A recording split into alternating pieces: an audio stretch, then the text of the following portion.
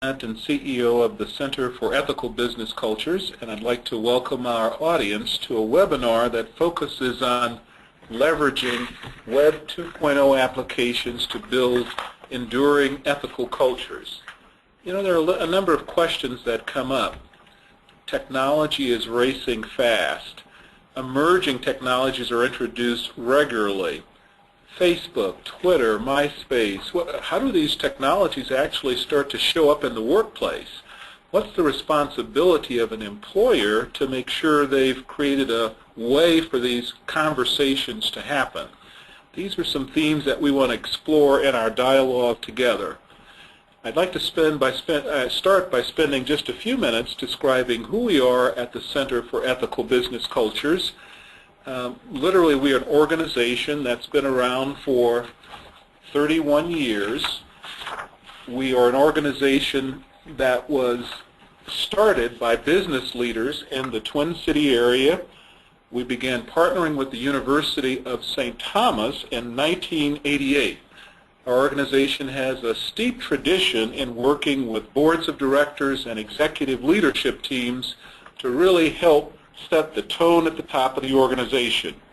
We focus on building a bridge between thought and practice leadership. We believe that organizations really ought to work on building an ethical culture for one of several reasons. Some organizations do it simply because it's the right thing to do. But more importantly, a number of organizations are seeing that it really is a performance issue. When I build the right culture, create a way to engage with my stakeholders in a very open and transparent manner, and even use technology to do it, I can actually create an advantage for my organization. Equally important, I reduce exposure to ethical lapses that can cause breakdowns because I'm ensuring that people get the same message at the same time. I'm very open about my communications, but how do you use technology in this space to make it happen? That's going to be the purpose of our conversation today. Now, before we start the conversation, just a couple of ground rules. First of all, we're going to ask you to bear with us. I mentioned that this is our inaugural session, so we're actually learning the technology right along with you. Secondly, you will be able to ask questions. We'll split our conversation, the flow of the program, into two component parts. In one part, we'll hear from some subject matter experts who have been pioneering in this field of utilizing social media. But as quick as we call them pioneering experts, I think they'd be quick to tell you that this is new ground and they're learning as they're going. So they don't have an answer to all of the questions, but they're exploring to see where the limits are. And together we can share experiences that will hopefully help us learn. We are recording today's session. Our intent would be to use it, to post it on our website so that others who couldn't join in would be able to join in at a later date. The first part of the presentation will be led by Kathleen, Edmond, and Gil Dennis of Best Buy.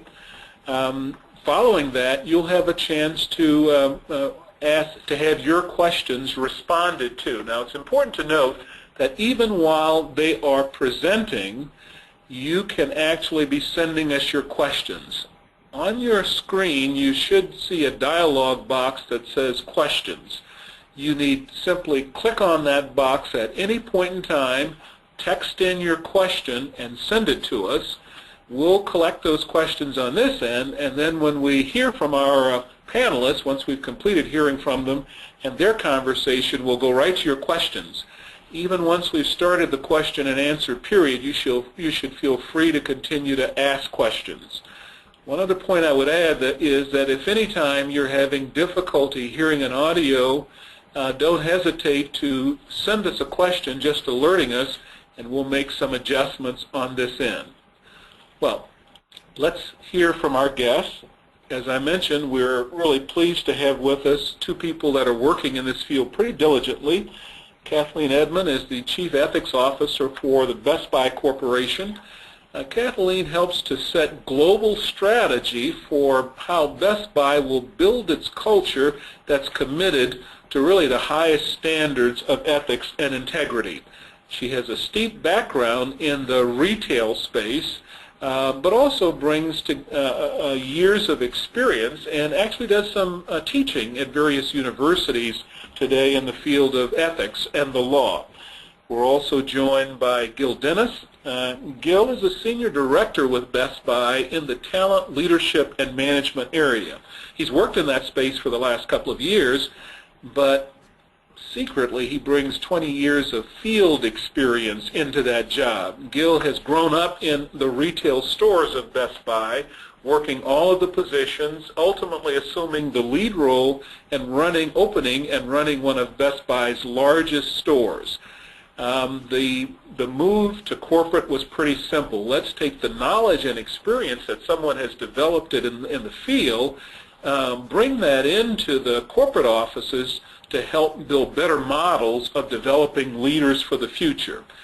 So they both bring unique perspectives to the discussion. With that, let me turn it over to Kathleen. Welcome, Kathleen and Gil. Kathleen, would you start, please? Good morning. I'm glad you could join us. Again, I see by the list of attendees I have some of my colleagues on the line. Thanks so much, and I hope you ask challenging questions because we can all just learn from them. My part in this introductory piece is to frame two things. Number one, going to give you the context about Best Buy's culture and why and how we started this journey, and then kind of more narrowly to talk about first the ethics role at Best Buy and how we see ethics and compliance and why I'm such an active proponent of this transparency work. So from Best Buy's point of view, we actually split the functions of ethics and compliance for a tactical reason. One is that compliance, with a sole focus on compliance, you can get to done. You can check a box and be done and then put it away till next quarter.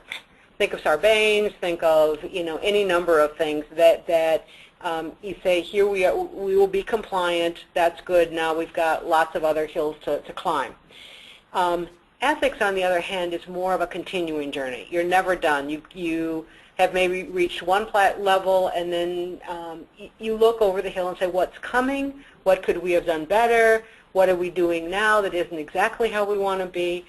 So we were worried at Best Buy that if we focus solely on compliance, we would lose kind of our edge in the marketplace. We would lose our ability to be innovative, to question hard, to look around on corners, those kinds of things. So while we work real closely together, it gives me the latitude to be pretty independent and to try things that are kind of out of the box.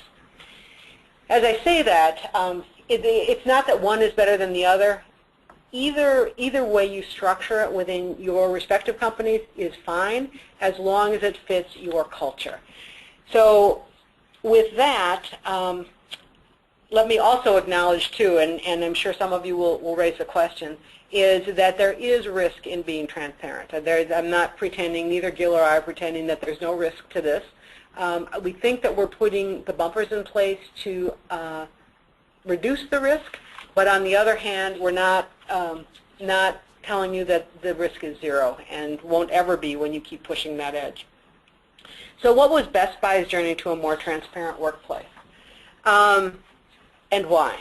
First of all, the Best Buy demographics and culture are really one. We have 150,000 employees, maybe 160,000 now, all over the world, very comfortable with technology, much more likely to text you a question rather than pick up the phone and call, much more likely to communicate on Facebook than via email.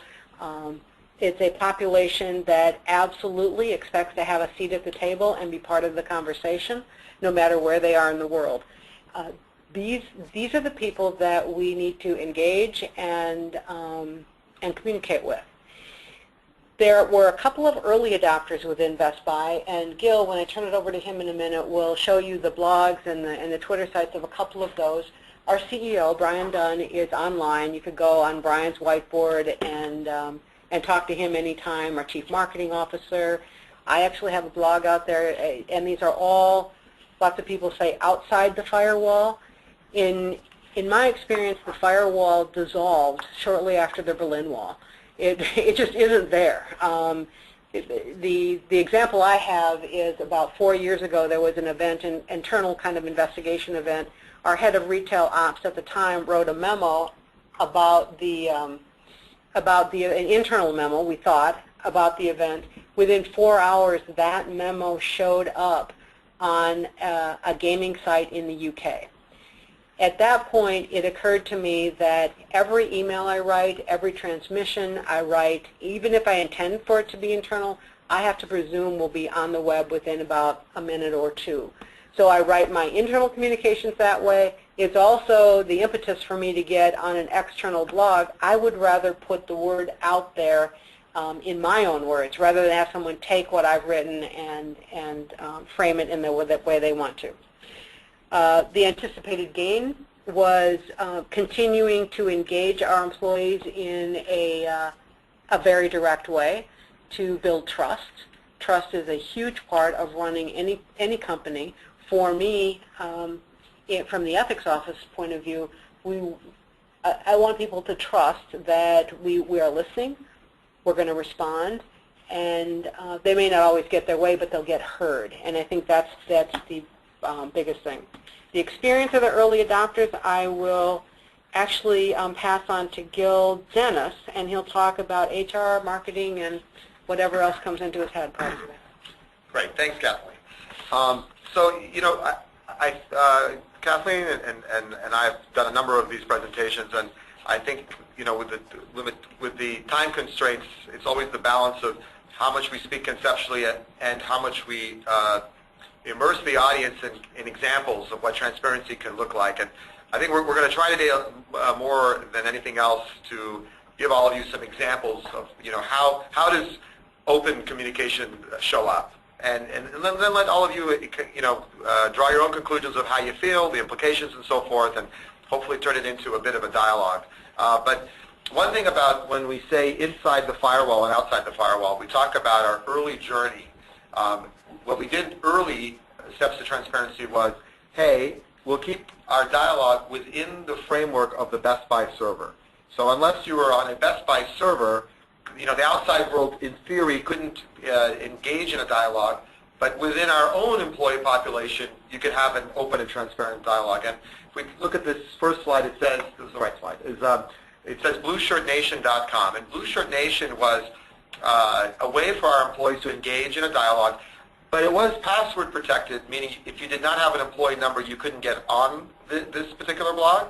But it was more or less our first step into saying, hey, let's try to figure out a way we can be more open. And we did not limit the content, the topics. There was no editing at all. It was just, and you know, there was some angst on how that would show up, and oh my God, what if somebody said something wrong? Of course, with the guiding principles around personal data, you know, customer information, any financials of the organization. I mean, you know, those type of filters, obviously, we have to be mindful of, but really making it a space where employees could, you know, say how they feel.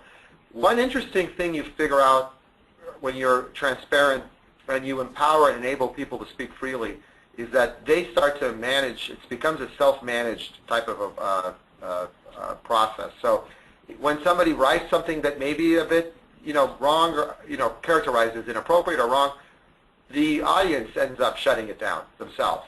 So you don't really, it self-regulates, which is really neat.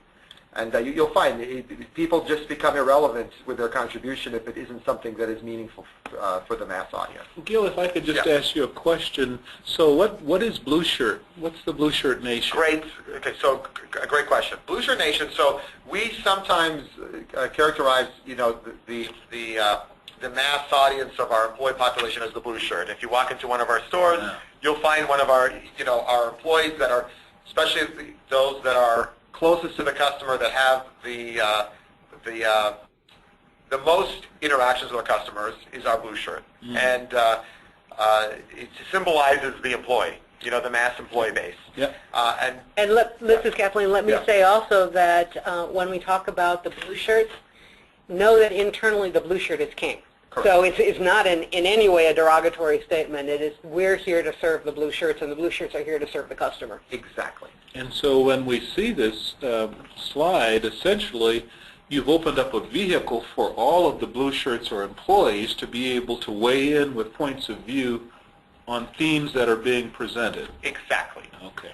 And a lot of times the themes, and then we have some people that are on purpose every day of going on and making, seeing what kind of activity is on the board, what are the hot topics that are on there, and then take some of those perspectives to our senior leaders. And right here is an example, right on this slide, was an example of an employee discount policy that we made a change on last year. And there was a lot of angst and dialogue around us changing that policy. And we reversed course on it, and actually our senior leaders decided not to make the initial changes. And if you look back, if you look at the bottom of the slide, it actually says, this just in, we heard you, we made it very clear how valuable the employee discount is, and based on that feedback, we have decided not to change it. So, actually, they changed it or reshaped the point of view. Now, there's always this debate back and forth around, how many people does it take before you, change course? Was it enough people? And, there's another set of, debate on the, did we get it right? But I think one thing out of this, for better or for worse, is just culturally how it shows up. Was it the right decision to reverse course or not? It does send the message that we're going to listen to our employees. And I think for that in itself, it's a great outcome.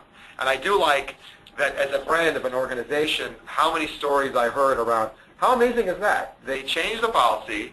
We go on and we talk about, our perspective. And there was obviously a mass blog around people, not happy about it. And they reversed course. So it means our leaders will listen. So next slide actually is another, this was an example of a reorg that we did. And I wanted to give a very interesting contextual example about how transparency, could really enable a much better outcome and a much better culture. About 6 years ago, I was a general manager in a store, and a supervisor came to me and said, wow, I just read on a blog that I'm going to lose my job. And I said, I don't know what you're talking about. I haven't heard anything like that. And actually that was true. I had not heard anything like that. And then 2 weeks later, we did have a reorganization, and lo and behold, I had to tell that supervisor that they no longer had their job. I actually looked, from an integrity standpoint, even though I was very truthful, it's possible that I may have showed up to that employee as not telling the truth, because they may say, wow, I read it on a blog. How could have I read it on a blog and my supervisor not know that? The reason is because with the right intent, we put our best foot forward. We thought it would be better to be very secret with the plan, not share with a lot of people. All you need is one leak, and people use social technology or other means to circumvent the middle management and take it right to the end user. I'm out of the picture because I didn't know, and that then shows up not in a way that is that shows up with the employee that we had the best intent. Although we did, it may not show up that way. If you go to the example of this year, where we did reorganization of our field support teams and employees, and back in February, March, and we brought everybody in every step of the way. We were very transparent. Even people that had potential job implications for themselves were asked to weigh in on the plans. So they were in every step of the way. And the outcome could not have been better from this respect. I'm not saying everybody loved all the changes, but everybody said that we respected most people said we respected the point of view of the employee, and people at least got to weigh in on the decision-making process. And I know our head of retail, Sherry Ballard, who is amazing, not only with social technology, but how she tries to connect with the individual employee. She went on a huge tour of stores right after we did this reorganization in our store, and employee after employee.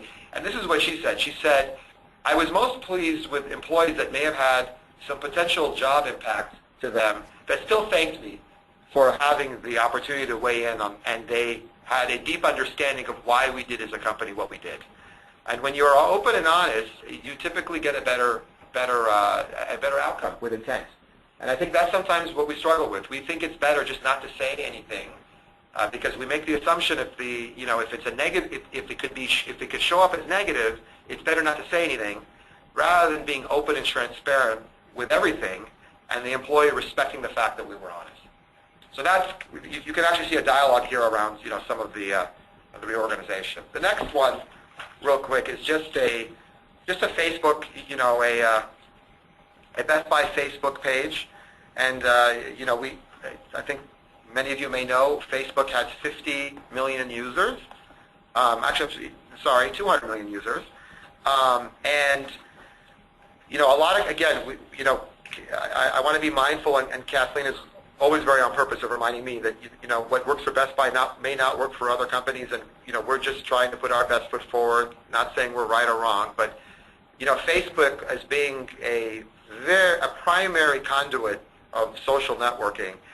There are companies that try to contrive pages that brand who they are, and we have a different approach, which is just it's open and out there, and there are many iterations of Best Buy Facebook pages. But what happens is some of them have 30, 40 people, and some of them, like this one, has 17,000 people, because the audience migrates to what they think is relevant. You can't contrive it, and then it takes a life of its own. And there's always this angst, even we've gone through of, oh my God, how are they going to represent the brand? Do they put our logo on there? And what do we do? And our approach is, you can't control it, so you might as well play in the space. And I think there's two mental models to think through, which is, do you try to control the world in social media, or do organizations put their best foot forward and say, hey, we have the same opportunity and advantages with these tools and enablers to put our best foot forward and be transparent. Let's take that approach. And then enjoy, and as our CEO Brian Dunn says, you can't ignore social media, so you might as well join in the conversation and put your best foot forward. So this is just kind of an example of a Facebook page, yes. Let me add one kind of unintended consequence that happened in the journey. Gil talked about Blue Shirt Nation starting off as an internal blog and just opening it up for anyone to talk about anything. And they would talk about things that would make anyone on this call cringe, trust me. But again, not monitoring it. Actually, the community self-monitored. They would shut each other down, say that's not appropriate, blah, blah, blah. Parallel, or actually prior to Blue Shirt Nation, there was a website out there, and all retailers have them, and probably most companies, blah, blah, blah, sucks.com. So there was one out there, bestbuysucks.org, and it was just virile. I mean, people they were angry, and you'd get comments from the stores about such and such is happening at the store, why doesn't management do anything? And we used to have, as an attorney, we would, and in at that time was with the employment group, we would have long conversations about, are we on notice? Do we have to go to the site and say if someone's being sexually harassed, have we now been put on notice? We decided no, we aren't. We'll use the formal channels. There was a lot of controversy internally about should they even allow employees to access Best Buy Sucks from this corporate server. That got cut off for a while. So all of that was out there for years, and people would fret about it. What we didn't anticipate, but what happened within, I think, the first year after Blue Shirt Nation was up, was Best Buy Sucks died. There was no more traffic to it. People weren't feeding it anymore. They were bringing it in-house, and they had a forum in which to kind of dump and talk about stuff. So that, again, kind of fueled our learning and said, wow, if we can't control the conversation, but we can join it. And we can give some people a place to have that conversation and let them regulate themselves. And so just a quick question for those of us that aren't as up on the technology.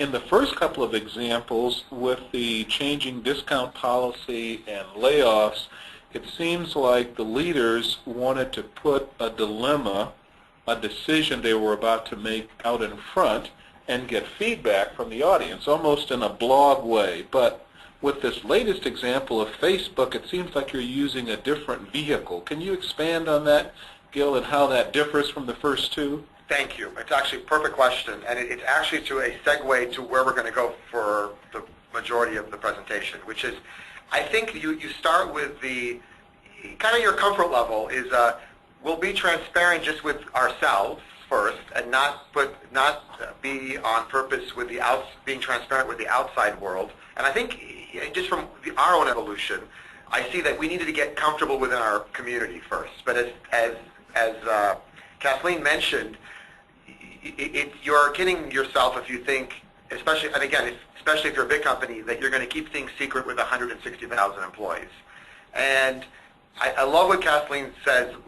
I think about it every day when I write an email. She says, when I write an email, my assumption is that 6 billion people are going to see the email. And that's a very different way of showing up. And our legal team, it's been interesting to engage with them. And I think their mental model in the past was, how do we control information and make sure it doesn't get out? They have to flip their model to, we better make the assumption that everything we write or publish, the whole world will see, which means we have to be even that much more responsible. And that's a very different way of looking at it. So, I've had my challenges with them sometimes where they'll say, hey, this is great, but please don't, make sure it only goes to a small audience. And I'll say, no, let's sit and get this to a place where you're okay if everybody can see it. And Facebook is, I think, is more when you transition to the inside the firewall. Facebook being the #1 social network, and I'm sure it'll change over the years, but Facebook is the relevant one today.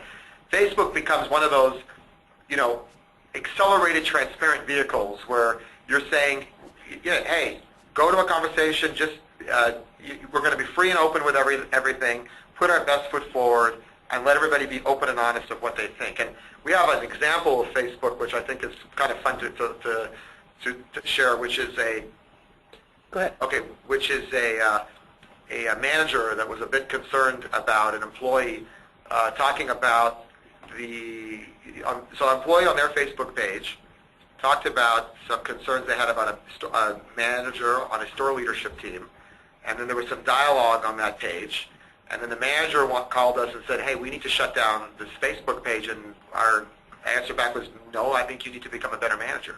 And we can help you. Exactly.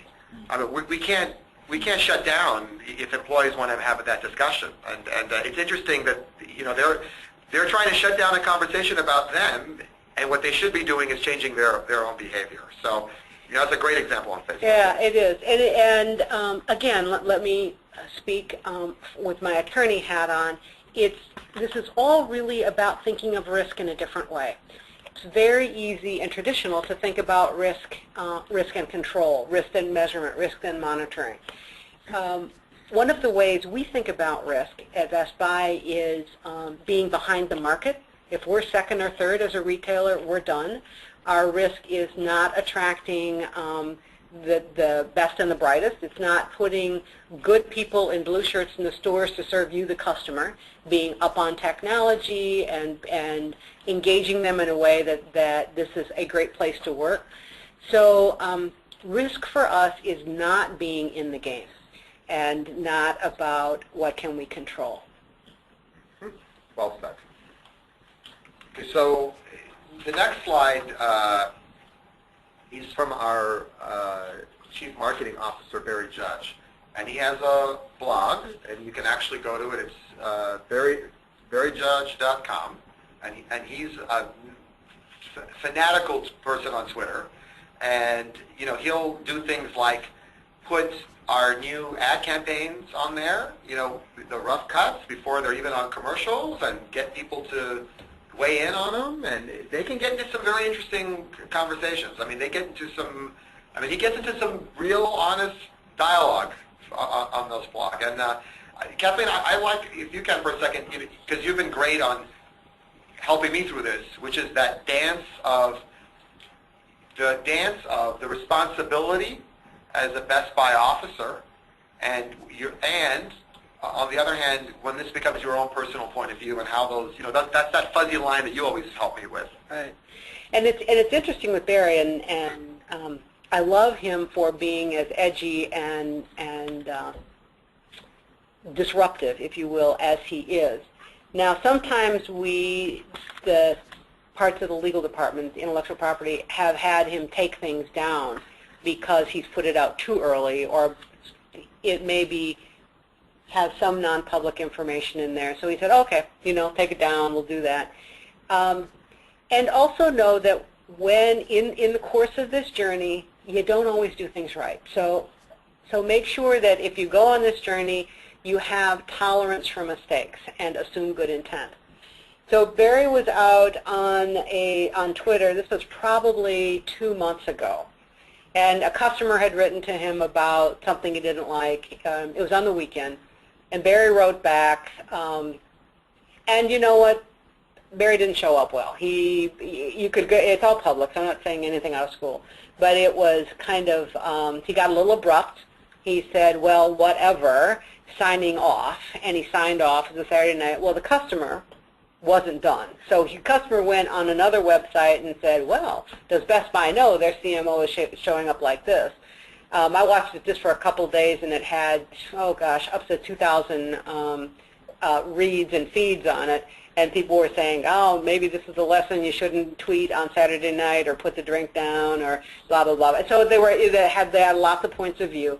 So I never saw the conclusion of that. What was interesting, what happened parallel to that, you may have watched it yourself, Jeff Bezos, CEO of Amazon, was getting skewered again online, I think on Twitter, maybe on his blog.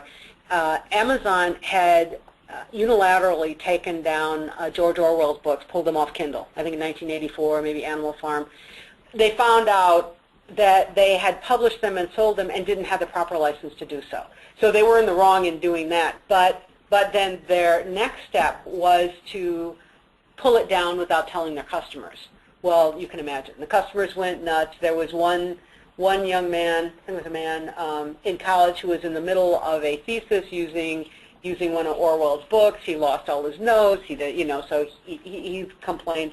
Bezos, after watching this and after being pummeled, came back online and he said, you know what, you all are exactly right. This was a stupid management decision. Granted, we owed a responsibility to Orwell, but we also owed a responsibility to you, and we needed to handle this better. And within seconds, the responses were, cool, we forgive you. So it's an interesting kind of spot to be in. The more real you are, the more forgiveness you get. The more you shut down, it's just not going to play well. So again, understand that there's going to be mistakes. You're going to make them. You try to put enough bumpers in place that you can correct them early enough, and then learn from them. And Kathleen also brings up another good point, which is, we talk about the social the technology and so forth. It isn't the technology that makes the leader. These are just enablers. And our hope is that every leader figures out a way that they can show up as a human being. And I think, most of what's written about the newer future generations, and especially when Generation Y and Z enter the workplace, they're looking for that personal connection, and they're looking to connect with leaders. So it's not as much when you hear the language, well, corporate says or Best Buy says. It's really how you connect it to a leader and a point of view and what they stand for. And it's, I think, regardless of what social technology or what you use, you've got to figure out a way to connect with people. And that gets kind of, tough for some people. They like to dance around a brand or a company instead of saying, well, who am I as a person and what I believe in, and putting my point of view behind that. And as an example, Facebook, we have a ton of leaders. Our CEO has a Facebook page that you can go to. Not every leader has a Facebook page. And then some leaders will say, I don't want to have my personal stuff out there. And absolutely, people have to do what's comfortable and works for them. But some version of how you're going to show up as a human being is going to be more of an expectation as we move forward. So with that said, the next slide is just more of another Best Buy employee twittering, and we can actually skip to the next one after that. So This is, you can actually go to this, and we're going to actually spend some time on this website. This is IamBestBuy.com, and it's actually a family of a ton of websites. If you go to the, we're going to go to it in a second, but if you go to the Our Brands part, that's really just the company, corporate, sponsored websites that the consumer typically uses.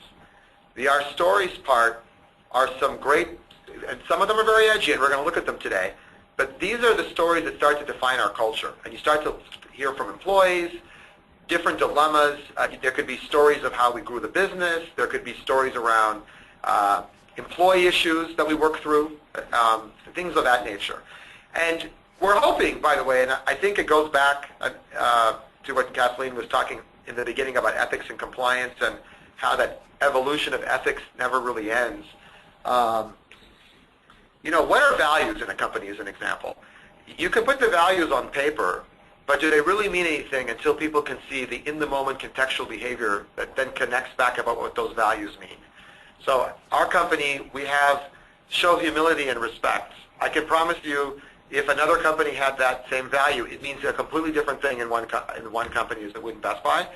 I think one of the great things that Kathleen does is, from the ethics standpoint, is she's every day trying to put as many examples in the system behaviorally that people can see about what the values in Best Buy really mean, and how we're open and transparent about that. So the stories actually start to show people who we are and what we stand for. And then our hard part, and we'll go to that in a second as well, has a family of websites that are more, they're not made by what I call the primary machine of Best Buy. These are websites that are sponsored by very small teams within the organization, and we allow the information to be transparent, so another way of our employees and our customers, basically all 6 billion people on the earth, can get another way of seeing who we are and what we stand for, and we'll get into some of that. One great thing about our stories, which is just a cultural shift for us, was when I started to put our stories out here, I got some pushback from legal, and they said, listen, we love all these stories, but I don't know if we want to have them, out here like this. And I said, and this is all it took. And I had there's about 50 of them here. And I said, okay. I said, so you want to control the 50 stories. Let's go to youtube.com/Best Buy. And then there are 350 other stories that are on there from our company-sponsored communication team called Yellow Tag. And then go just to a generic search on YouTube and just put Best Buy stores. You'll find about 5,000 videos that are all kinds of, some of them really crazy stuff that, store people put, funny videos, dancing, all kinds of weird things. And when they went to that, I said, and I never forget, I said this, it was 3 lawyers on a phone, and I said, wow, so let's do this. Get the 5,000 off first line, and then I'll take care of taking my 30 off line. And the point was, you have to play. So the 5,000 aren't going to go away. You can't control this world. Why don't we put our best foot forward with our point of view as well? And maybe that's a better way of making sure people know what we stand for, and that they left me alone after that. And again, every story we put up there is a filter. No personal information, no customer information, no financials, but everything else is fair game on that. So we're going to go, and I'm going to show you a couple of stories. The alumni one first, yeah. One of them is when we did a voluntary and involuntary reorganization. Employees had the opportunity in the end of last year, to take some voluntary severance packages to leave. And then about 2 months later, we had an involuntary. And you'll see from the involuntary, some employees, what they went through, the angst and so forth. And it's, again, I think it's testimonial about how open we are about the process and how employees felt about it.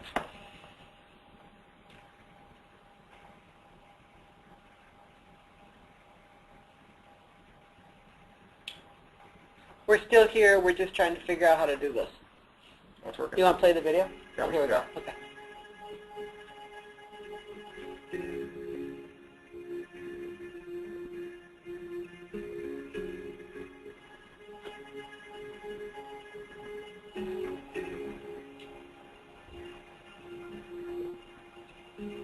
If there's such a thing as a corporation that has a soul, and I'm not sure whether there is or not, but if there is, it's this one.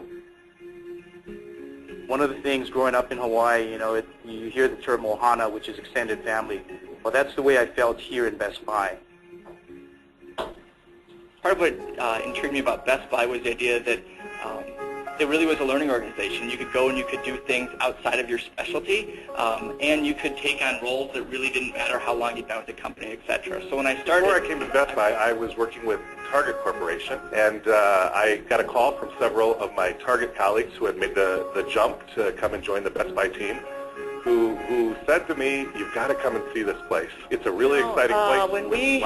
When they were having the meetings with all of the different departments that day, and as I sat and listened to Brad talk about everyone has a story, immediately something sort of started to tick in me, and I thought, this is going to be... When I first heard about the separation package, I thought, wow, what a great deal, what a generous package, how very Best Buy-esque. But for the whole first week, it was a non-decision for me. So when we were first offered the severance package, it piqued my interest a little bit, and I had really mixed feelings.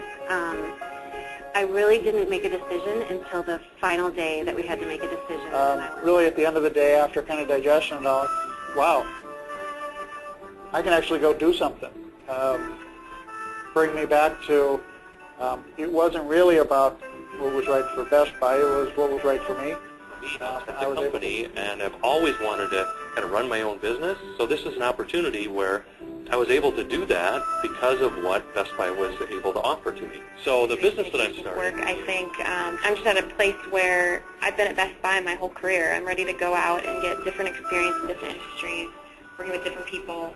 Best Buy, it was hard because I love Best Buy. I love my team. I love the work that we're doing. It just was such a great opportunity for me and my family to do this. I believe that I am able to take this next step in my life because of what I've learned at Best Buy, working with talent coaches. I'm not actually leaving Best Buy. Best Buy has put me in a great position. They've gave me a great foundation for what I really want to do in my career. I think I came to Best Buy. So just follow your heart, go for your dream and passions, and hey, this is the space, the land of the opportunities. So I do believe I have taken a voluntary severance package, and my new path is undetermined, and I'm actually really excited about that. Coming from finance, we can't always plan for change, but don't be afraid of it. I mean, that's one of the things that that's ingrained in us here at Best Buy, is that change happens, and it can be, it's hard leaving this company, but I thank God every day that they are the company they are, because I would not be able to follow that dream. I had some great friends that I made,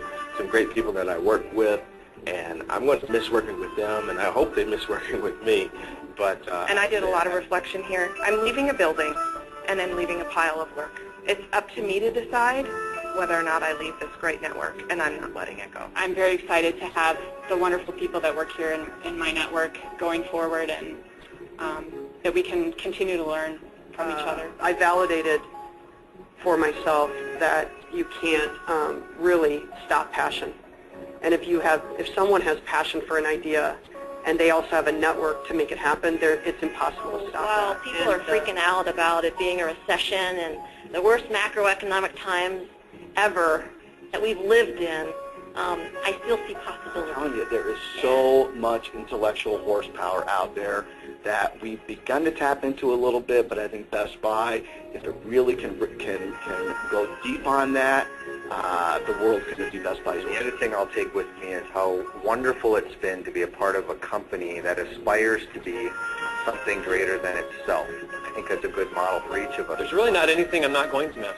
I've had an outstanding experience, the best company I've ever worked for, the best bosses I've ever worked for, and it's been a real privilege to be a part of the Best Buy family. The very fact that you're at Best Buy tells a story.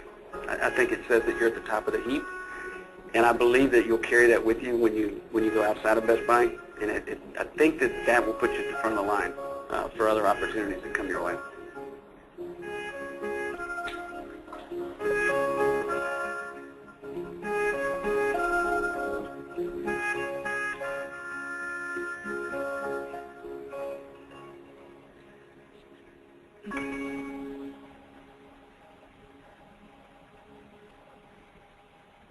So this is the this is the video that gave a perspective of people that took the voluntary package. We actually have. We're gonna try for a second because go back to the I Am Best Buy main site. So not that one. That one we're not showing yet. So I would go that one. Yeah, perfect. Go to our heart. Just want to see. We may be able to pull this off. Go down. And the alumni network again, and push story, and go down. Just trying to see, keep going. You know what? Let me see.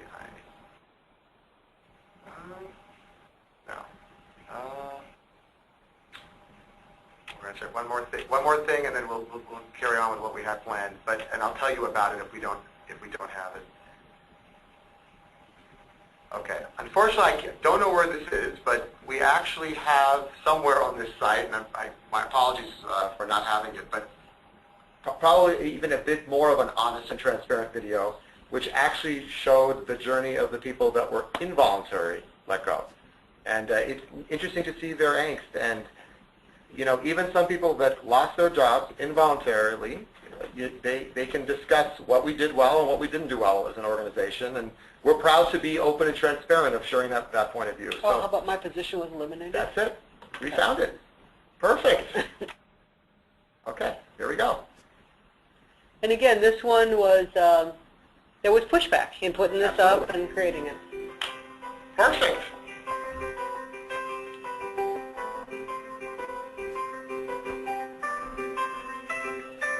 February 13th came, and I had heard that my position had been eliminated. I met with Armando Alvarez and Kara Lenz to discuss the fact that my position was eliminated. I sat down with Jeff Severs, and he explained that my position had been eliminated. He just kind of laid it out, and you could tell it was a choice that he didn't want to make. It was tough. It was tough. There were tears in my eyes. There were tears in her eyes. I was crying, and I couldn't comprehend or talk about questions or different opportunities that I may or may not have. People will tell you, well, it's a business decision. You shouldn't take it personally.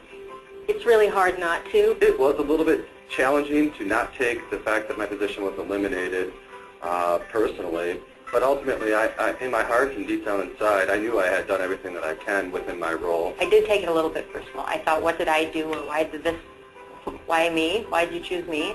And then I got over it. I want to be with a company that can make these decisions, that doesn't keep resources that they don't need just so people are happy. I knew that Best Buy had to make decisions, and I actually came to terms with the fact that it may or may not be me. The main concern on my mind was, what am I going to do with my future? Am I going to look for another position? Is something else going to have? Is it going to give me passion? Am I want to go for something? Am I going to do a shotgun approach and just apply for everything? I had never been on Talio to see what new positions may be. So I went in there and I inserted all my information, updated my resume, and really started spreading the word that my position was eliminated. The very next morning, I was back at it, back to work. I leveraged every career relationship that I had, both inside the company and outside the company. I worked on my resume. I worked with HR recruiters. I worked with a lot of different individuals to try to make it so I can put my best foot forward. I maintained a positive attitude about it, and I talked to my network of friends and peers that helped support me and counsel me throughout the process. It was really amazing to me to see the different approach that people took when they found out their position was eliminated. We have a propensity as human beings to sometimes create our own emotional churn and think that by complaining about it or griping about it, it's somehow going to make it better. Some people took a very positive approach and were welcoming the change, whereas other people kind of took the negative approach, blaming the company. The people that I saw take the negative approach are the people that are still looking for employment opportunities. The people around me that had lost positions that same day that I had that were having a difficult time, I looked at them saying, you know what, this is an opportunity. You have to look at it as an amazing opportunity. However it is that you will find in the end, looking back, this is what was meant to be. I absolutely think that my previous role helped prepare me for the role that I'm currently in. Knowing the business and knowing the other side of the fence allows me to to work more effectively and efficiently sitting in the chair that I sit in now. I love my job. The position that I ended up landing is something that I wanted for a long time. Networking within your career is a living thing, and the more that you feed it and keep it growing, the easier it'll be for you when you have to transition in life during experiences like this. I've always known that network was important, but I didn't know how important until the day that I lost my position. Through my network, not only through support or referrals, I was able to see that I did have an impact on some people's lives, and I meant something to them where they were willing to put their name behind me.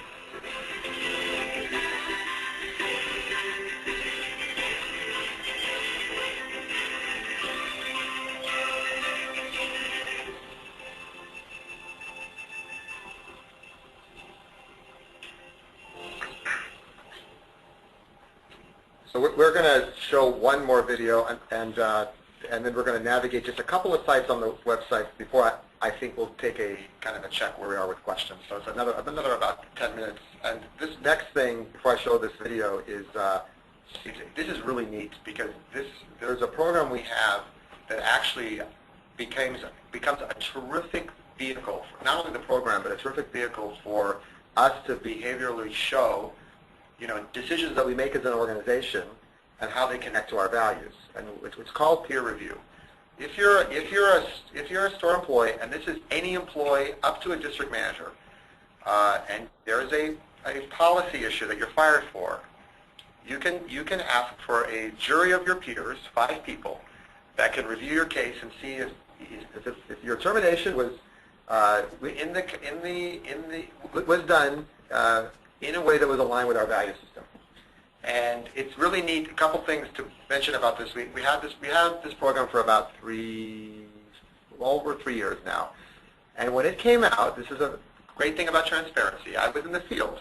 It's actually one of my first, not even being in HR, my first partnerships with HR around how we can bring visibility to the program.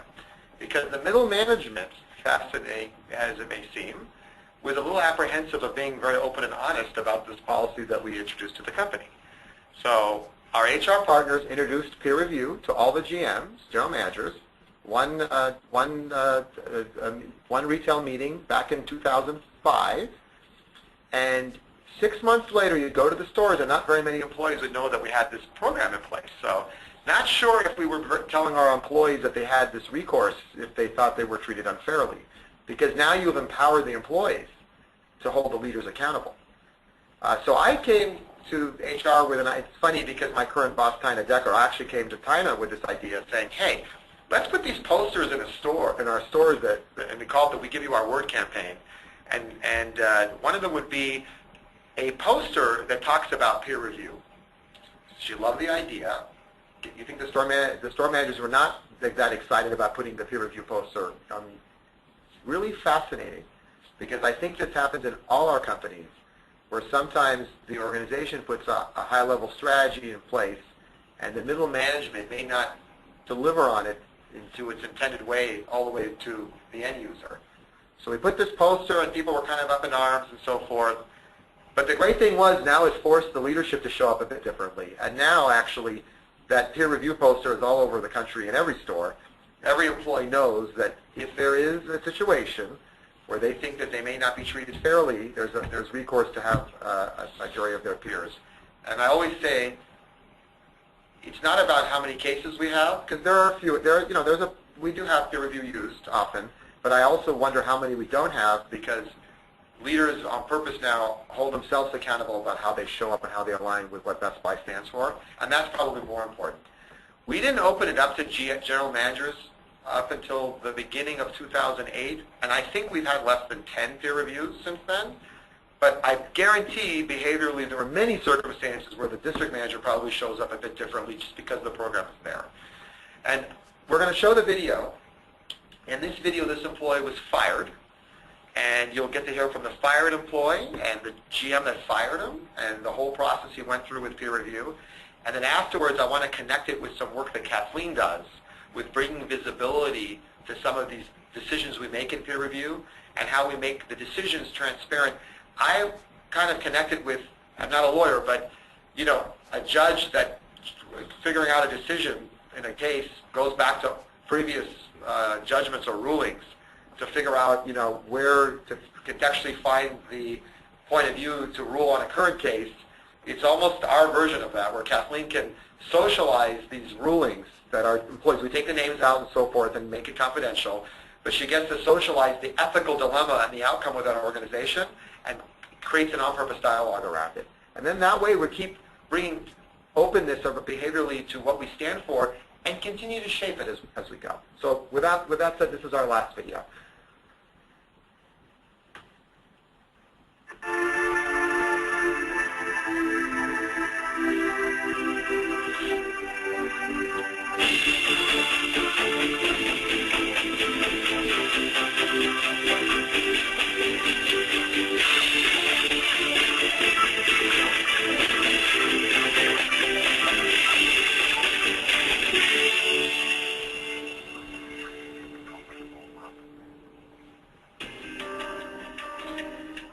On March 23rd, 2007, I was terminated from Best Buy. In my passion and drive to help customers and to satisfy a particular customer's needs, I chose to send an inappropriate email to another Best Buy associate. We consistently would try and call people at the corporate level to try and get special pricing or to get any of the support that was promised to us during training, and we basically felt like we were left out in the cold. He was working on a $40,000 deal in the process of this, and we ended up losing that deal because of the fact that we couldn't get the answers. The customers calling, asking, the customers being patient, and we could get no responses back to take care of him the way that we needed to. I was so frustrated at this point. I had enough. This has been going on for months with other projects, and my reply to him in an email vented my frustration to him. He and I, on a personal level, in both in person and on the phone, he had used foul language with me and I with him. So when I replied to him in his email, I didn't think anything of it because it's just the way he and I talked. He obviously took it more to that, and he forwarded it to his boss, and who forwarded it to his boss, and so on up the chain. I got a call from one of our business partners in BBFB who said that there was an email sent from an employee in one of my stores, a gentleman by the name of Mike Velpone, and in this email there was a lot of profanity and anger towards another individual. In supporting the values of the company and knowing that Mike did make a mistake, he overstepped his bounds, I felt that the proper thing to do was terminate. Even though I liked Mike, he was a great employee, he did a lot of great things for us, I still felt that this decision to be fair and to support the company in what policies and procedures, which is what we do as GMs, I felt that I had to go ahead and terminate, so that's what we did. Decisions like this I try not to do just very quickly because you're changing somebody's career, and sometimes these things are very impactful. So Mark and I had a lot of dialogue with it, and we talked about it. We talked to Accenture. Accenture gave us approval for termination. My biggest learning throughout all of this is for all of us to keep in mind that Accenture is a business partner that will make a recommendation, but the employee's manager is the one that actually makes the decision. Until I was terminated, I had never heard about peer review, and after I was terminated, it was suggested to me by my district manager that I should look into it. And my immediate reaction was it might be a way to have my voice heard and to actually make somebody realize that it was a big mistake to have me terminated. One of the things that's very important to me is to make sure that all of our employees understand all of the different vehicles they have that give them a voice, including peer review. So Mike had some questions about peer review. I took a lot of time to explain the way that a peer review works. And it was a few short days later that I actually ended up getting an email saying that Mike Velpone had requested a peer review. My first thoughts of the peer review were not so positive because I'm thinking, as a GM, when we make decisions, those should be final decisions. And when we have somebody else that's a member of, well, they're the peers of those that we make the calls, the judgment calls on, I was a little bit concerned about that being overturned and what that would look like. I partnered with another DHRM that was going to facilitate the process, and we got everybody together. Dave Benura and Mark Shurkin came to me and said that there was a request for peer review in one of Mark's stores, and because I was a DHRM and for another district, they asked if I could handle it. So it being the second peer review for our territory, I was really excited to see how the process was going to work. I had received a phone call one afternoon saying that there was going to be a peer review in our area, and I was asked to be a part of it. All the information was laid out to us, let us know exactly what was said. We had emails. We were able to know exactly the details of why the conversation happened and how it led up to it. And when we first read it, it was, wow, I'm really stunned and surprised that he would even take this to peer review. It was stunning to me. Mike was regarded as someone who was very passionate about what he did. I mean, he'd have a line of people just waiting to speak to him. And he made a mistake in what he did. I was able to go in and speak on Mike's behalf and be able to say, hey, this is a good guy. This is someone that, you know, is great for the company. He's an asset. And I felt like I was able to say something and be able to save this guy and keep him with us and not let him go. One of the witnesses said, hey, we had another employee in here that got mystery shopped and he used profanity and he didn't lose his job. The peer review committee voted and decided to bring him back. When a general manager partners with me and we're talking about a potential termination, I always kind of frame it up and say, all right, now let's think about how this could be viewed through the lens of a peer review. I don't want to be known as an employer that's going to terminate an employee for trying to do the right thing and helping a customer, and then having adverse action taken was making a mistake. If we're a little too prideful and think that we have all and we know all, then that's something that we probably need to work on as GMs. I don't know all the answers. I'm always learning. I'm always growing. I'm always getting better. And from this, I think I've grown a lot more in the things that have taken place. For Michael Pone to have a voice to say, you know what, I think I was terminated unfairly, and to be able to have his peers review the case and bring him back, I think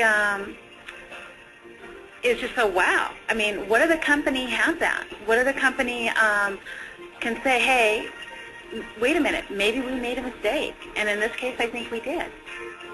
The peer review process, in my opinion, is one of the best things that I've ever seen with any company. I hope Best Buy continues to use it and actually makes employees aware of it, because I was not aware of it prior to being terminated. There may be an awful lot of employees out there that are terminated for reasons that shouldn't have happened, that didn't know about this, and went on to other companies when they had a lot more to offer Best Buy in their line.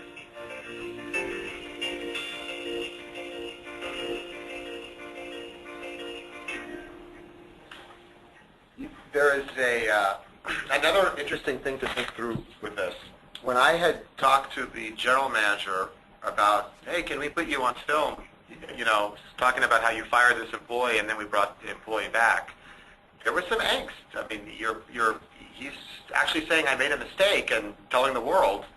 And then I told him, and by the way, we want to show this video in front of all 1,000 general managers at the same time. He actually said okay, and then he came to me a couple days later and said, nah, I don't think I feel comfortable doing this. And I said, trust me. His name is Daryl Monk. I said, trust me, you'll be a hero if you do this. And when we showed it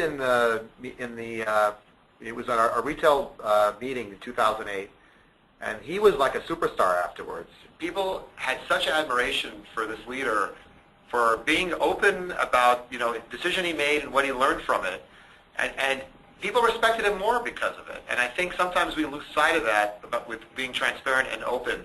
If a leader makes a mistake and learn from it and teach and be vulnerable about it, typically people will respect that.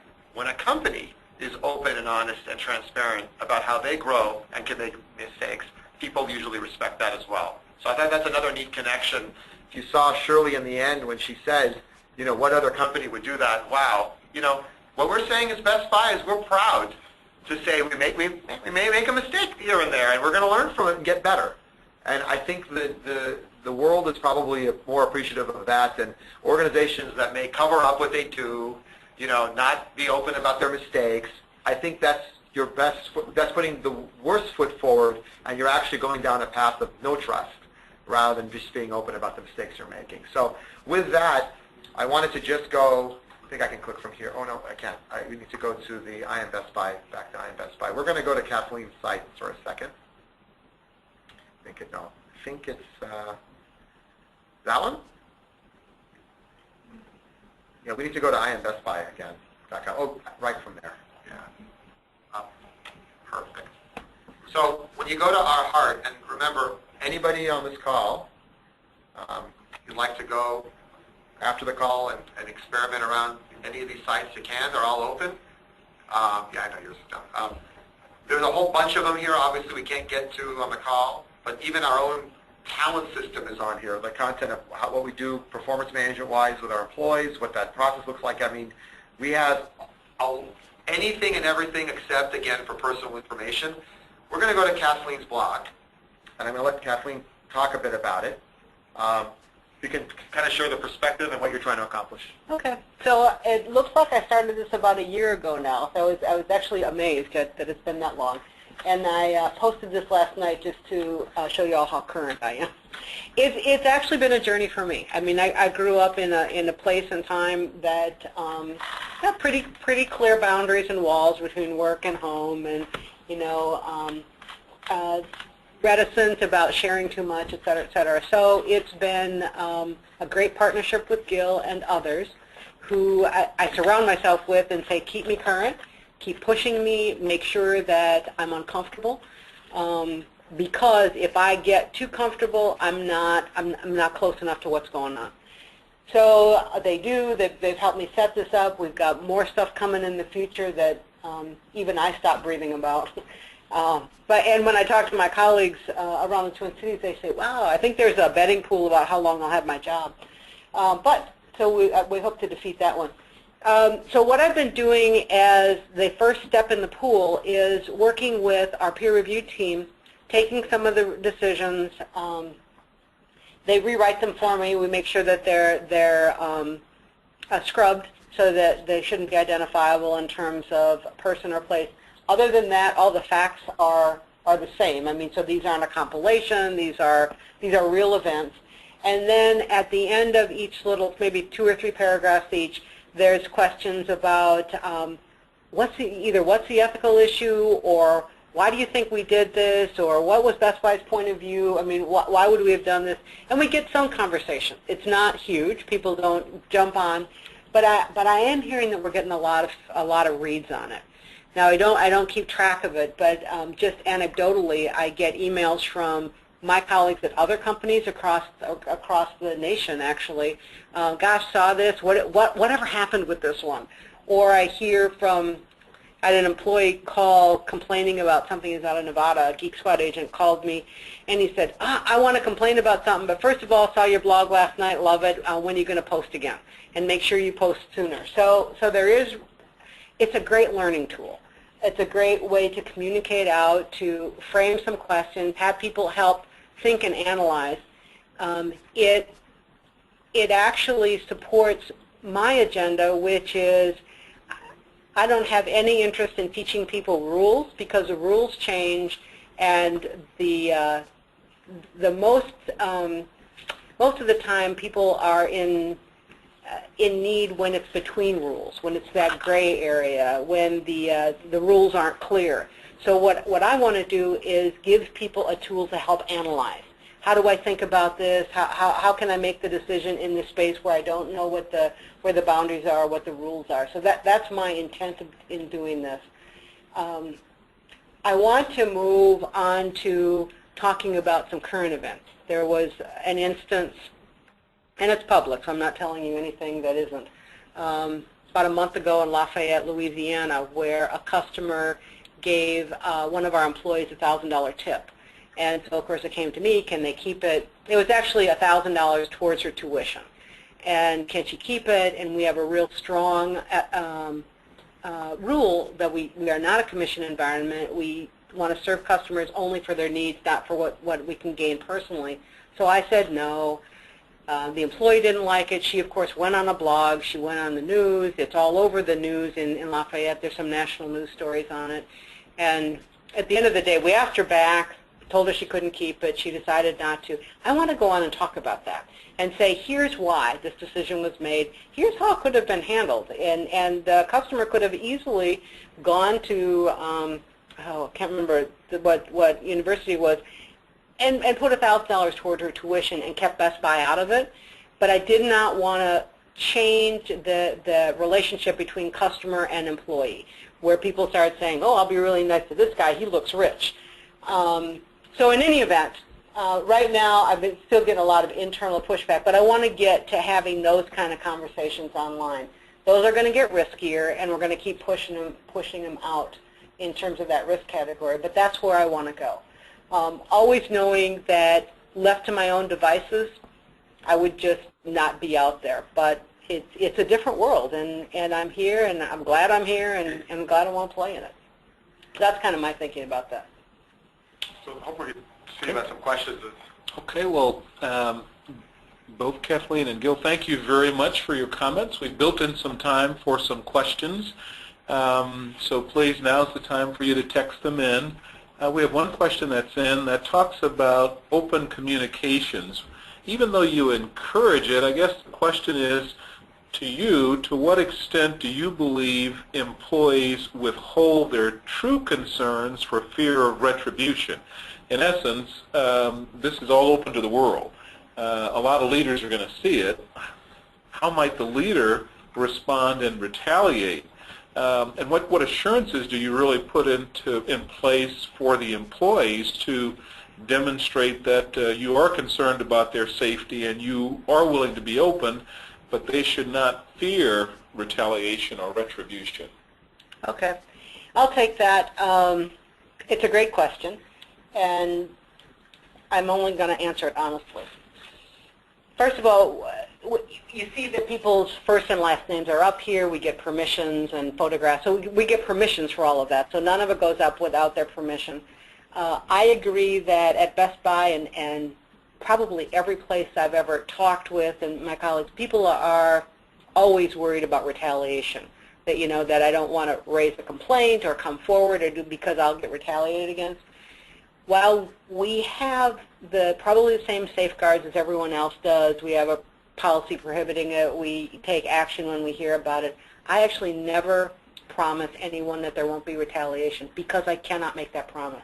In fact, I'm absolutely explicit about, you know, we have a policy, if you tell us about it, we will do whatever we can, but can I promise you that you're not going to get invited to lunch? Can I promise you that you're not going to get excluded? I can't promise you that.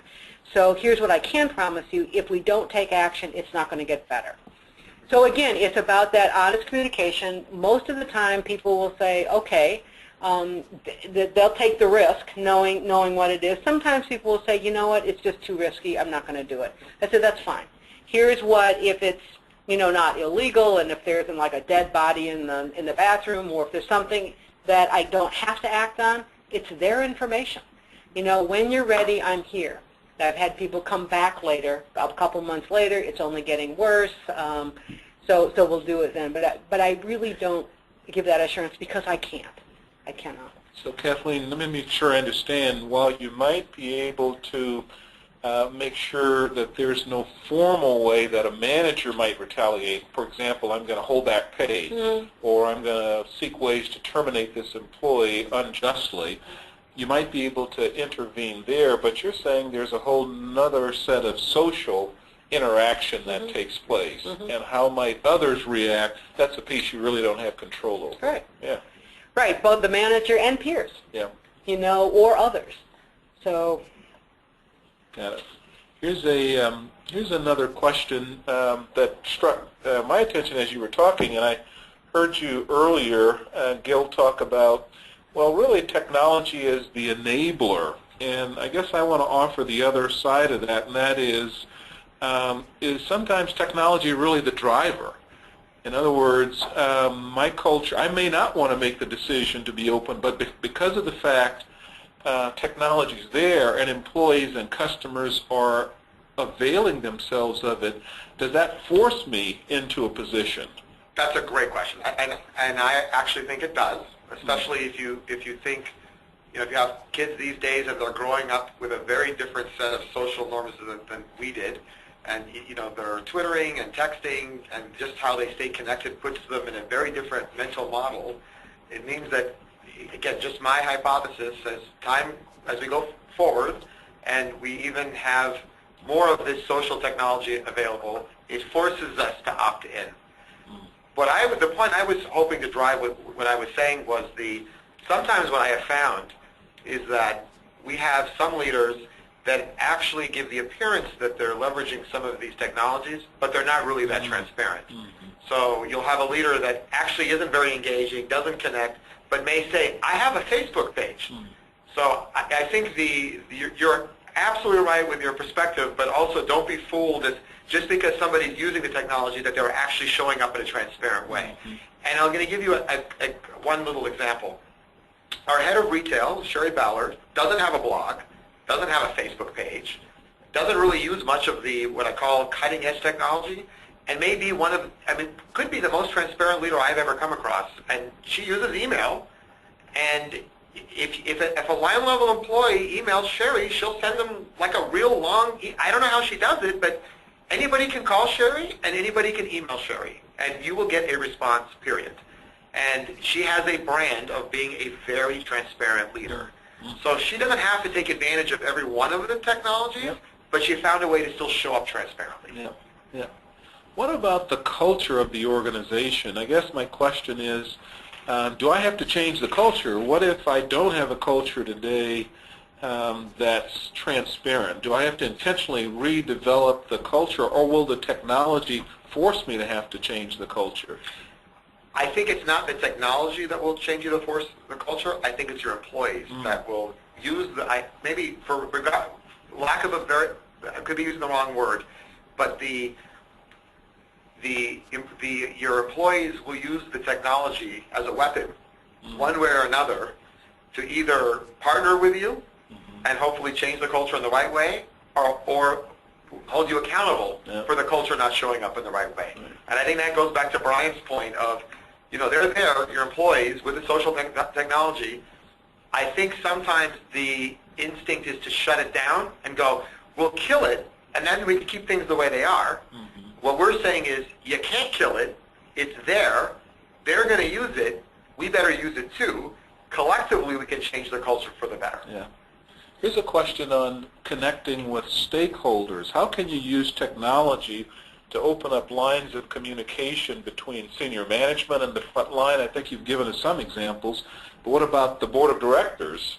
And what about other key stakeholders who may be outside of the business? You talked a little bit about customers with Barry Judge, but it could be other stakeholders, could be suppliers, could be special interest groups that have a point of view that they want to share. How does technology play into that?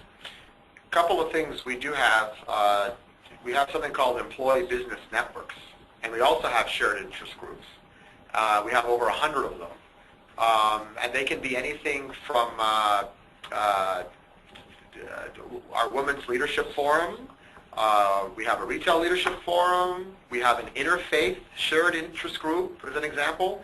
And they are organic networks. We have guiding principles around them, but they meet not only with people within Best Buy, but with outside Best Buy as well. In fact, Wolf is a great example, our Women's Leadership Forum. It's a network, it's turning into almost a global network, we're almost there, of over 40 different packs, they call them, of wolves, that are within different markets around the country. And then we have something called Omega Wolves, which are actually people that don't work for Best Buy, but are actually female leaders in other organizations or are doing other things that connect with our leaders within the organization. And the premise around employee business networks, and you can actually you can learn more about them if you go to diversity@bestbuy.com. There's a big section on employee business networks. We're operating with the premise that although there'll probably be some form of a hierarchical structure as we move forward in corporate America, it'll probably be more of a defined hierarchical structure that defines accountability, but networks will be the way people connect. And you'll have networks of people that have the same beliefs or point of view or something they want to get done or working around a project that will collectively get together and not work in the confounds of a department or an organizational structure. And we start to not only use technology, but use these networks to get things done. The consistent theme I hear, though, is how do you turn these networks, who are going to have their own conversations, into listening opportunities where you can get insights about what your stakeholder groups are thinking, but also begin to inform them with what is the Best Buy point of view. Kathleen, you were going to come in? Yep. Two thoughts. One, specifically the question talked about senior leaders and the board of directors. So let me speak to that.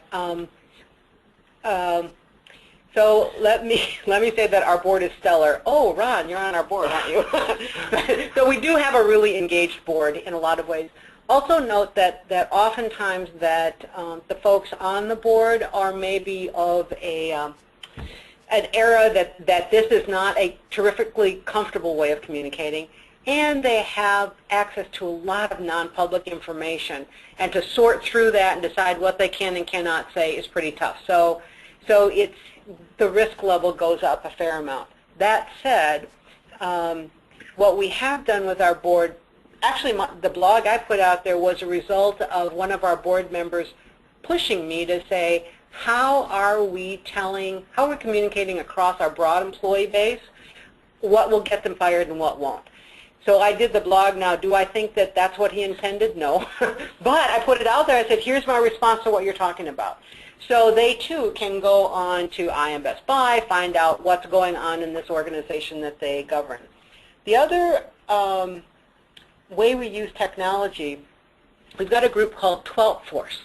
And you might have seen the advertisements on TV where there's a whole stadium filled with blue shirts, and then there's a person standing in the middle of a microphone saying, I want to buy my daughter a computer. What do you think?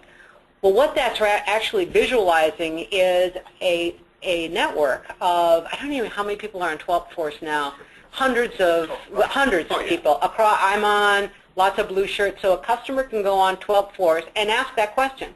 I'm shopping for Christmas. Here's the stuff. What can I see? What should I buy? What should I look for? They have at their disposal these 600, let's say, Best Buy employees who all have a point of view. So it's like going into a store and finding a customer service agent. Instead, you're getting Geek Squad, you're getting blue shirts, you're getting corporate, you're getting whoever say, oh, my daughter loves this, or his customer loves that. So it's a way to really maximize interaction. And that, again, that's customer. It wasn't directly responsive to the question, but I thought I'd throw it in. But one thing that strikes me that you both said in terms of how senior management and boards could be more actively engaged in the conversation, boards today do listen to various audiences. For example, the investor relations department comes in and talks about what are the major shareholders saying about Best Buy, and what's the financial community saying about Best Buy. The audit committee gets feedback in terms of audits that are being done to look at operationally what's happening in Best Buy. It seems like a natural question could be in the boardroom, even though I might not be listening personally to the conversation, I could raise the question of, so what are our audiences saying about us? We listen to external audiences. Let's get some feedback on what the internal audiences are saying. And boards could be equipped with understanding that this capability is there, and want to understand how is the company taking advantage of it. Well, and maybe the answer, at least within Best Buy, is invite us in to do this presentation. Okay. Yep. So I mean, this would be a way to really get the board information so that they can understand the internal audience too. Here's our last question. Yep. We're getting close to our time to conclude.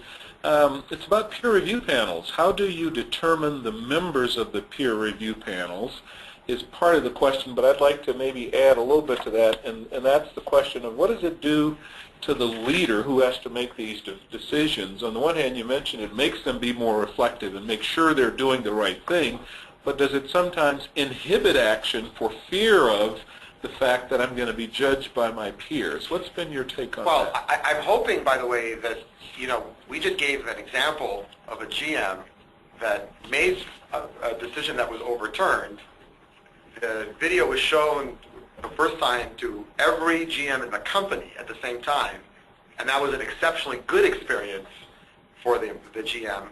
So our hope is that you're not going to inhibit anybody to make a decision, because if they made the wrong decision with the right intent, we're hoping we learn, and we're actually creating a culture of learning, and that you can make a mistake and it's okay. And so that's, I'm hoping with that we're on purpose of put your best foot forward and we'll help you grow. And you know, one of the things, before I answer the second part of the question, which I'm very proud of at Best Buy, is we have a ton of stories of people that have been demoted and had amazing careers afterwards, been promoted to their, you know, to the level they were before, and then even promoted to a greater role. And I hope that we, you know, we create an environment of you can make a mistake at Best Buy, learn and grow, and it's okay. As far as the panels, it is a jury of your peers, but it's also very on purpose that it's not within. So, as an example, if it's a store supervisor, for example, we'll find supervisor roles, but they're not in the same store, they're not in the same district, they're typically a couple of districts down, so there is no personal connection and it's completely impartial. And I will tell you, they take their role very, very seriously. The other thing was, the struggle up front was, wow, you know, you're going to put this decision-making in a bunch of supervisors' hands. Are they going to be able to take that kind of responsibility? And the answer is yes. When you give trust, typically people will rise to the occasion and take the responsibility very seriously. The kind of threshold question is people volunteer to be on the peer review panels, and then they go through some pretty intensive training. Yes. And then when a matter comes up, they're contacted, the person who is requesting the peer review, you can strike some, et cetera, but that's how the pool of panelists come up, and then it gets to the part that... And the facilitator of the peer review is not in the district either. That's an impartial judge, so to speak. So the judge that takes in the input, but nothing to do with the district we're in. We try to make it, depersonalize somebody you don't know that's going to help give the perspective. So. Kathleen, Edmond, and Gil Dennis, we want to thank you very much for taking time out of your busy schedules to be with us. You've really given us some provocative things to think about in terms of culture and the use of social media and technology and how it comes into play. And a couple of themes I know I'm taking away, and I hope our audience is taking away, is that technology is not going away, and we better determine how we're going to use it to sort of further our culture and develop it, or it'll move on beyond us, and we'll spend all of our time trying to catch up with it and undo the messages in order to get the appropriate messages out. In addition, I take away the notion that it can be an enabler. That is, if I've created a culture of transparency and openness and my leaders are comfortable showing up in that manner, but if I've not arrived at that point, technology may actually be a driver, and that it may force us to think about what technology introduces to the discussion around transparency and openness in the organization, and what's my role in that space as a leader, and how do I show up, and how do I recognize that I'm always on, because technology is always on. And then lastly, it's just a great opportunity to listen to various groups, whether it's employees or customers or others, just an enormous opportunity. Thank you very much, and we want to say thank you to our listening audience for being available and joining us. This will be available on our website. We'll be posting it in the near future. Thanks, and we are adjourned. Well, I have one more comment. Please feel free, if you've got questions, comments, reach out to the center. You can, they'll direct you through us. You clearly know how to get a hold of both me and Gil through the website. More than willing to talk about our journey, and certainly the center helped frame how we can do it in an ethical manner. So thanks again. And as we wrap up, if you have any thoughts you'd like to share, please leave them in the question box. Any observations or feedback that you'd have for us based on the webinar, we'd love to have those as well. It'll help us as we prepare for the next. Thanks. Have a super day and a great weekend. Happy Thanksgiving.